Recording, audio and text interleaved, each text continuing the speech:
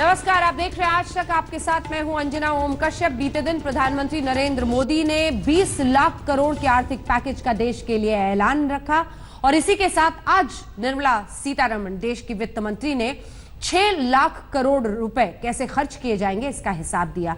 उन्होंने MSME sector में क्या कुछ पहल की जा रही है इन सब की चर्चा की, रियल एस्टेट सेक्टर में और इसी के साथ बिजली वितरण कंपनियों को लेकर। लेकिन इन सब पर चर्चा करने के लिए कि आखिर आत्मनिर्भरता का ये अभियान जो प्रधानमंत्री नरेंद्र मोदी छेड़ रहे हैं, उसको इसके जरिए कैसे आने वाले वक्त में हम आगे बढ़ते देखेंगे। इसी पर चर्चा के लिए आइए योग गुरु स्वामी रामदेव इस वक्त सीधे हमारे साथ आज तक पर जुड़ रहे हैं। स्वामी जी, स्वागत है आपका आज तक पर।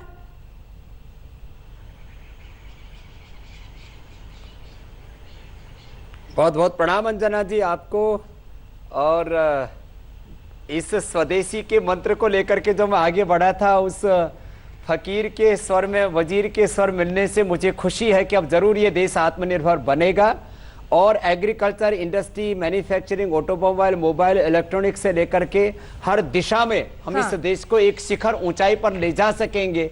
और उसके लिए सबसे पहला बड़ा ऐलान अमित शाह जी ने किया, तो हम प्रधानमंत्री जी का, अमित शाह जी का, इस सरकार का अभिनंदन करते हैं। आखिर इस संकट की घड़ी में इस देश को एक नए शिखर पर ले जाने के लिए एक नई शुरुआत, एक बहुत बड़ा चुनौतीपूर्ण एक संकल्प लिया है और मुझे लगता है हम इसमें पूरी तरह से कामयाब होंगे और भारत दुनिया की सबसे बड़ी आर्थिक और आध्यात्मिक महाशक्ति बनेगा निकट भविष्य में। आपने पीछे बड़ी भव्य तस्वीर लगाई हुई है, फकीर और वजीर की आवाज एक हो रही है, आप कह रहे हैं। आज जो कुछ ऐलान किया गया है उससे स्वदेशी को कैसे बूस्ट मिलेगा?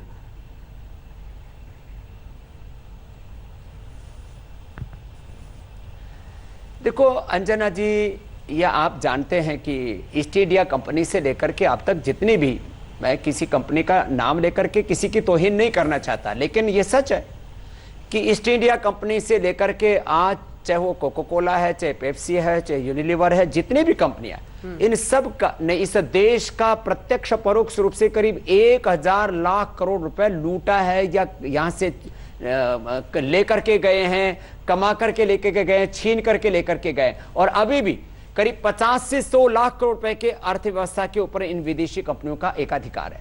अब इसको तोड़ने के लिए, चाहे वो चाइना है, चाहे वो यूरोप की कंपनियां हैं, चाहे वो अलग अलग देशों की जो भी कंपनियां हैं, कोई भी देश आगे बढ़ा है। आप जापान की हिस्ट्री देख लीजिए, आप इजराइल को देख लीजिए, अमेरिका को देख लीजिए, यूके को देख लीजिए, जर्मनी, फ्रांस, इटली जैसे देश को देख लीजिए। जो देश अपने बूते पर आगे बढ़ा उसने पूरी दुनिया में कामयाबी के कीर्तिमान बनाए। तो भारत लोकल से ग्लोबल क्यों नहीं हो सकता? मोदी जी ने खुद कहा कि जो आज ग्लोबल ब्रांड हम देख रहे हैं वो कभी कल लोकल हुआ करते थे, तो भारत क्यों नहीं ग्लोबल हो सकता? उसके लिए हमें वोकल होना पड़ेगा, उसके लिए हमें प्राइड करना पड़ेगा। जैसे आज 30 सालों से मैंने संकल्प लिया हुआ है कि मैं कोई भी विदेशी प्रोडक्ट इस्तेमाल नहीं करूंगा, घड़ी से लेकर के, गाड़ी से लेकर के, मोबाइल से लेकर के, पेन से लेकर के। तो ऐसे संकल्पों को हमें अपनाना पड़ेगा अंजना जी। तो निश्चित रूप से ये बहुत बड़ा संकल्प है, लेकिन इस संकल्प से सिद्धि की यात्रा को इसमें भी हम पूरा करेंगे। और जब कभी गीत गाया था, महात्मा गांधी जी ने स्वदेशी के सारे स्वावलंबन, इस देश को स्वाधीनता दिलाई थी। और महात्मा गांधी से लेकर के चंद्रशेखर, राजगुरु, सुखदेव, भगत सिंह, अशफाक उल्लाह खां, ये सारे के सारे जो मित्र थे, पंडित राम प्रसाद बिस्मिल का तो भजन जो मैंने बार बार गाया है, मेरा हो तन स्वदेशी, मेरा हो मन स्वदेशी, मर जाऊं तो भी मेरा हो वे कफन स्वदेशी, करे शक्ति का विभाजन, मिटे पूंजी का ये शासन, बने गांव स्वावलंबी, बने राष्ट्र स्वावलंबी, वह नीति है स्वदेशी। तो ये बहुत बड़ा संकल्प है अंजना जी, लेकिन हम इसमें कामयाब जरूर होंगे। चाहे कितनी इसके अंदर मेहनत करनी पड़े। और मैं अपने हिस्से की जिम्मेदारी लेने के लिए तैयार हूं कि मैं इसमें 1 लाख करोड़ रुपए का कंट्रीब्यूशन करने के लिए तैयार हूं। अब तो सरकार ने मदद के लिए भी हाथ आगे बढ़ा दिए, तो करीब 2-2.5 लाख करोड़ रुपए का तो एडिबल ऑयल ही लेकर के आते हैं। मैं 1 लाख करोड़ रुपए की तो उसी में आने वाले 5 सालों में बचत कर सकता हूं। और 10 सालों में 2 लाख करोड़ रुपए जो बाहर हम एक्सपोर्ट में पैसा दे रहे हैं, उस एक्सपोर्ट को बंद करा, इंपोर्ट में जो कर रहे हैं उसमें जो पैसा खर्च कर रहे हैं, हम एक्सपोर्ट करने की कंडीशन में आ जाएंगे। ये मैं आपको एक छोटी सी बात करूं, बाकी तो बहुत बड़े सेक्टर है जहां हमें काम करना है। स्वदेशी पर गर्व और इस पर हर भारतीय को फक्र है, इससे कोई इनकार नहीं कर रहा है। लेकिन अब मैं असल मुद्दे पर आती हूं। और वो ये है कि आप अपने आप को फकीर कहते हैं और प्रधानमंत्री वजीर। फकीर और वजीर की सोच में एक विरोधाभास मुझे दिखाई देता है सर, और वो ये है कि प्रधानमंत्री ने अपने इस आत्मनिर्भरता अभियान की जब बात की बीते दिन और ऐलान किया, तो उन्होंने पहले कहा कि हम अंतर्राष्ट्रीय मंच पर अपने आप को और तमाम देशों की जो योगदान है अर्थव्यवस्था में उसको महत्वपूर्ण समझते हैं, वसुधैव कुटुंबकम के हम राह पर चलते हैं, इसको भी देश को मान। उन्होंने ऐसा नहीं कहा कि आपको विदेशी जितने भी अभी तक इन्वेस्टमेंट हुआ है वो सब नकार देना है। उन्होंने कहा आत्मनिर्भरता का अभियान ऐसे छेड़ना है कि हम अपना झंडा गाड़ दें। लेकिन आप कहते हैं उनका बहिष्कार कर दो। अब ये कैसे चलेगा सर, क्योंकि ग्लोबलाइजेशन, एक विश्व है, वन वर्ल्ड, इस तर्क पर, इस नीति पर विश्व में अर्थव्यवस्थाएं चलती हैं। अगर हम अपने आप को आइसोलेट कर लेंगे। ओम कश्यप जी, हाँ। यदि वैसे तो आप बहुत समझदार पत्रकार हो, लेकिन आज मेरे साथ आप भी एक संकल्प ले लो। अंजना जी, मैं आपसे बहुत प्रेम करता हूं और आप भी मुझसे हृदय से मेरा सम्मान करती हैं, प्रेम करती हैं, तो आप भी मेरी तरह से एक संकल्प तो ये ले लो कि आप भी स्वदेशी का इस्तेमाल करेंगे। 99% जहां तक बन पाएगा, मैं तो 100 वाला हूं। अच्छा ठीक तो है। दूसरी बात जो आपने कही लोकल की, ग्लोबल की, इंटरनेशनल होने की, आज चाइना हमसे 50 गुना ज्यादा एक्सपोर्ट करता है। तो इसमें दो बातें अलग अलग कह रहा हूं। पहला, मैं तो एफडीआई का समर्थक व्यक्ति नहीं हूं, क्योंकि ये जरूरी नहीं है कि हर व्यक्ति हर बात का समर्थन करे। कुछ लोग तो हों जिनके अंदर एक दृढ़ता हो कि हम अपने बूते पर इस देश में खड़े हो सकते हैं। और मैंने तो जब यात्रा शुरू की थी आज से 25-30 साल पहले, हम और आचार्य बालकृष्ण जी यहां पर आए, हमारे पास तो 500 रुपए भी नहीं थे, लेकिन हमने फूड पार्क बनाया, देश का सबसे पहला फूड पार्क बनाया, उसको सक्सेसफुली चलाया और आज वर्ल्ड का सबसे बड़ा फूड पार्क है। आज रुचि सोया का भी हमने एक्विजिशन किया, जो एक दिवालिया हो चुकी कंपनी थी। 5 लाख टन प्रोडक्शन कैपेसिटी हमारे पास में। हमने पहली बार जब 50 करोड़ रुपए का कर्ज लिया था भारत माता के प्रति अपने फर्ज को निभाने के लिए, क्योंकि हम तो प्रोस्पेरिटी फॉर चैरिटी, अर्थ से परमार्थ के सिद्धांत पर काम करते हैं। बड़ी चुनौती हमने झेली थी। लेकिन एक बात आपको कहता हूं, मैं एफडीआई का विरोधी हूं, ये बात सच है।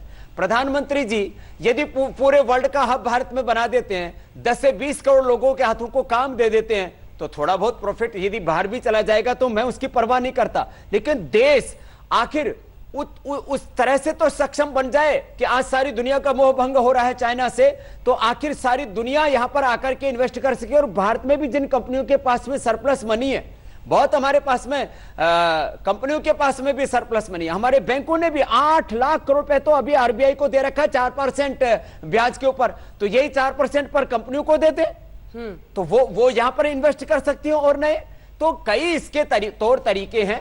लेकिन इतना बात मैं आपसे कहता हूं कि चाइना का विकल्प पूरी दुनिया के लिए भारत हो सकता है। भारत के अंदर की भी ताकत उसमें लगे, बाहर की भी ताकत लगे, पूरी दुनिया के भी हम सहयोग के साथ उसमें भी हम आगे बढ़े। जैसे मोदी जी ने कहा, माता भूमि पुत्रो हम पृथ्व्या, हम भी इस बात को मानते हैं। लेकिन ये संकल्प तभी पूरा होगा जब भारत ताकतवर होगा, आर्थिक दृष्टि से, सैन्य दृष्टि से, हेल्थ एजुकेशन की दृष्टि से, रिसर्च इनोवेशन इन्वेंशन की दृष्टि से। तो हमने दुनिया के साथ में से अपने आप को काट नहीं लिया है, लेकिन आज भारत इस मामले में सक्षम है। भारत में प्रतिभाओं की कमी नहीं है। पूरी दुनिया के बड़े बड़े कंपनियों को भारत के लोग उनके सीईओ बन करके, उनके संचालक बन करके उनको चला रहे।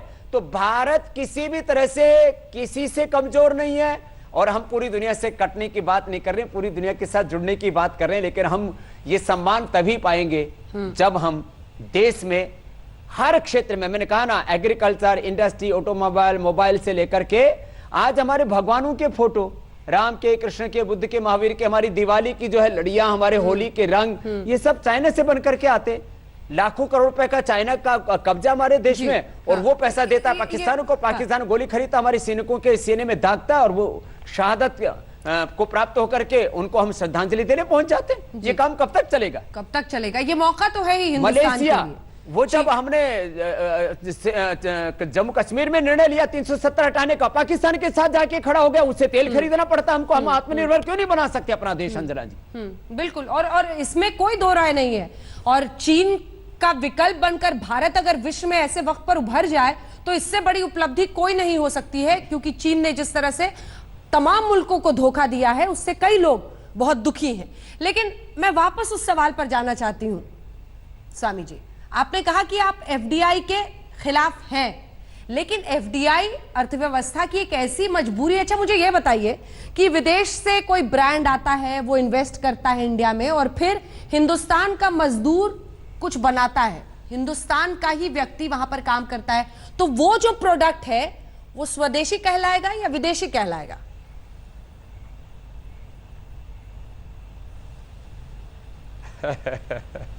देखो, आप एक देश का सबसे बड़ा टीआरपी वाला, सबसे तेज चैनल चलाते हैं आप, अंजना जी, और आज तक ये अपने आप में स्वदेशी चैनल है। और भारत के भी सारे चैनल स्वदेशी हैं, क्योंकि उनमें 25% से ज्यादा कोई छोटा मोटा किसी की भी भागीदारी होगी तो बहुत थोड़ी मोड़ी होगी। इसमें भी लोगों ने बहुत अफवाहें फैला रखी है पूरे देश में कि शायद मीडिया में पता नहीं कहां किसका इन्वेस्टमेंट है।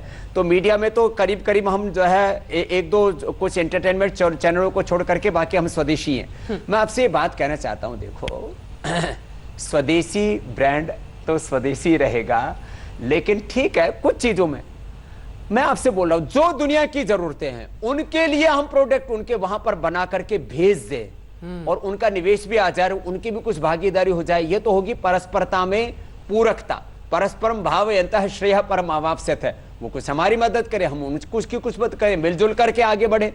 एक ये कि भारत में जीरो टेक्नोलॉजी वाले साबुन, शैम्पू, टूथपेस्ट, क्रीम, पाउडर, दूध, घी, मक्खन, ये विदेशी बेचने की क्या जरूरत है? मैं आपको कहता हूं, दूध भारत का, गाय भैंस भारत की। अब नेस्ले वाले हमारा दूध पैक करके भेजते हैं, हमारी चाय, हमारी कॉफी वो नेस्ले वाले बेचते हैं, हमारे देश का आटा, यही के सब मसाले वो जो है नेस्ले वाले बेचते हैं।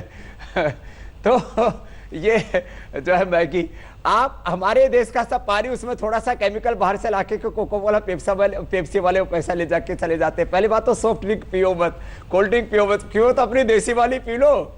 तो अगली बात यह है कि ये सारी चीजें, इनमें मूल तत्व यह है कि ब्रांड अपने देश में क्यों नहीं बन सकते। जब कोलगेट वर्ल्ड वाइड ब्रांड बन सकता है तो दंतकांति वर्ल्ड ब्रांड कैसे नहीं बन सकता, लोकल से ग्लोबल क्यों नहीं हो सकता? मैं आपसे एक बात पूछता हूं, यही बात मोदी जी ने कही है कि हमें लोकल से ग्लोबल होना है, पूरी दुनिया का बहिष्कार करने की उन्होंने बात नहीं की है। ये तो हमारे देश के लोगों को कि हम एफएमसीजी में, जिसमें कोई टेक्नोलॉजी नहीं है, जिसमें कोई रॉकेट साइंस नहीं है, ऐसी चीजों में तो हम अपने देश के लोगों को सहारा नहीं देंगे तो आखिर देश कैसे उभरेगा? आखिर सोचें, हम करीब 80 करोड़ से ज्यादा लोग हैं अंजना जी, आप भी जानते हैं, आप तो सब डेटा के ऊपर काम करते हैं, जिनको 2 वक्त की रोटी बड़ी मुश्किल से मिलती है। अभी लॉकडाउन के चक्कर में मैं पढ़ रहा था सीएमआई की रिपोर्ट कि 10 करोड़ से ज्यादा लोग बेरोजगार हो गए। यदि इन टोटलिटी देखें तो 20-25 करोड़ लोग इस देश में बेरोजगार हैं जी। आखिर इन लोगों को काम को हाथों को काम नहीं मिलेगा। कितनी बेबसी लाचारी में अपने देश के लोग जीते। ये अलग बात है कि हमारी पॉपुलेशन भी एक बड़ी समस्या, उसके लिए भी हमें कुछ करना पड़ेगा आगे, लेकिन हमें इस देश को सब दृष्टि से आत्मनिर्भर बनाना है। तो उसके लिए स्वदेशी का गौरव होना चाहिए। जो विदेशी कंपनियों के ब्रांड का जो आकर्षण है ना, कि मेरी छाती के ऊपर मैंने टी शर्ट पहन रखी है तो कौन सा ब्रांड है, मैंने जूता पहन रखा तो कौन सा ब्रांड है। अरे आपका व्यक्तित्व क्या है, आपका चरित्र क्या है, आपका कंट्रीब्यूशन क्या है, आपका कैरेक्टर क्या है, ये ज्यादा मायने रखता है। और मैं आपके सामने बैठा हूं, सारी दुनिया घूमता हूं, कोई ब्रांड का आकर्षण नहीं है, कोई अपने लिए पर्सनल वेल्थ का क्रिएट करने का कोई सपना नहीं है जिंदगी में, तो भी 18-18, 20-20 घंटे सुबह 4 बजे से लेकर के रात को 10 बजे तक बिना किसी सैलरी पैकेज के, बिना किसी छुट्टी के, बिना किसी डेजिग्नेशन के, बिना थके 40 साल से काम कर रहा हूं। ऐसे देश के लोग देश के लिए काम करके ये बड़ा मुकाम हासिल क्यों नहीं कर सकते? तो एक जज्बा होना चाहिए। ये जज्बा होगा तो इजराइल की तरह, चीन की तरह, जापान की तरह, अमेरिका की तरह, ब्रिटेन की तरह, ब्रिटेन ने पूरी दुनिया में 150 से ज्यादा देशों में अपना साम्राज्य कायम कर लिया था, और वो ईस्ट इंडिया कंपनी से शुरुआत हुई थी उनकी, भारत में भी, और कितने वर्षों तक भारत को लूटा। तो मैं लूटने की बात नहीं कर रहा हूं, लेकिन पूरी दुनिया के साथ सहयोग करके भी भारत बहुत ऊंचाई पा सकता है, और हम उसको पा करके रहेंगे। इसके लिए सारे देश के लोगों को सहयोग करना चाहिए। और कुछ राजनीतिक दल, मैं देख रहा था एक शो में, आपके यहां करके एक व्यक्ति क्या क्या उल्टी पुल्टी बातें कर रहा था। अरे अब तो सराहो, मोदी जी ने क्या गलत किया है? कोरोना के संक्रमण की चेन को तोड़ा है, आर्थिक चुनौतियों से देश को उभारने के लिए एक नया पैकेज का ऐलान किया है, सारे देश को साथ लेकर के चल रहे हैं। मुझे लगता है इस समय किसी भी तरह की नेगेटिव बातें ना करके हमें यह सोचना चाहिए कि हम इस देश को चीन से भी ऊपर और आने वाले 15-20 साल में तो अमेरिका से भी ऊपर कैसे ला सकते हैं 2040-45 तक, और भारत को वर्ल्ड की सुपर इकोनॉमिक पावर, आर्थिक महाशक्ति, आध्यात्मिक महाशक्ति कैसे बना सकते हैं, यह सामूहिक लक्ष्य होना चाहिए हम सबका। अंजना जी, ठीक है, आप तो गदगद दिखाई दे रहे हैं, लेकिन कांग्रेस पार्टी आलोचना कर रही है, जो कि आपने भी कहा कि आपने मेरे शो में देखा। अब विपक्ष का ये कहना है कि ये सिर्फ आंखों में धूल झोंकने के बराबर है। आपको लगता है कि आत्मनिर्भरता आ जाएगी? क्या आपकी फैक्ट्री में सर काम वाम चल रहा है इस वक्त? कैसे अर्थव्यवस्था फिर से आगे बढ़ेगी? इन सबको लेकर क्या सोच है आपकी? देखो भाई, बंदी हो गया। एक बार फिर से जल्दी से कांटेक्ट उनसे करते हैं, शायद फोन कट गया है। ममता बनर्जी ने खास तौर पर बिग जीरो इस बजट को कहा है, उसी पर प्रतिक्रिया लेंगे योग गुरु स्वामी रामदेव की। आत्मनिर्भरता और अर्थव्यवस्था को लेकर जो बड़ी बातें उन्होंने कही वो यही है कि मैं एफडीआई के खिलाफ हूं, और यहीं पर वजीर और फकीर के बीच का वो फर्क आता है, जिसमें प्रधानमंत्री ने बीते दिन ये साफ किया कि अंतर्राष्ट्रीय जो परिस्थितियां हैं उनके मद्देनजर हम जानते हैं कि अर्थव्यवस्था को किस तरह से आगे ले जाना है और हम मिलकर विश्व में आगे बढ़ेंगे। स्वामी रामदेव जी, शायद फिर आप तक आवाज पहुंच रही होगी। मैं आपसे पूछ रही थी कि आप तो खुश नजर आ रहे हैं, लेकिन कांग्रेस पार्टी जी मैं जुड़ गया हूं। कांग्रेस पार्टी कह रही है कि आंखों में धूल झोंकने के बराबर है ये 20 लाख करोड़ के पैकेज का ऐलान, और ममता बनर्जी ने इसे जीरो कह दिया है, बिग जीरो कहा है उन्होंने।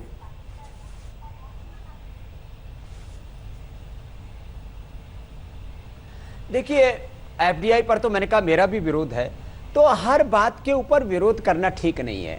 देखो, एफडीआई के अलावा भी तो भारत में बहुत अपॉर्चुनिटी है, इसके लिए मोदी जी ने बहुत बड़ी पहल पहले भी की थी, अभी भी कर रहे हैं, तो हर चीज का विरोध नहीं करना चाहिए। मैंने कहा कि कुछ मामलों में एफडीआई हो सकती है, लेकिन मैं एफडीआई का विरोध करता हुआ भी मोदी जी का विरोध नहीं करूंगा, क्योंकि मोदी जी ने जो कदम उठाए वो देश के लिए उठाए हैं, और उसका जिस तरह से स्वागत करना चाहिए, मुझे लगता है इसमें किसी भी प्रकार की राजनीतिक जो ओछी बातें होती हैं उससे अब देश का कुछ अच्छा नहीं होगा।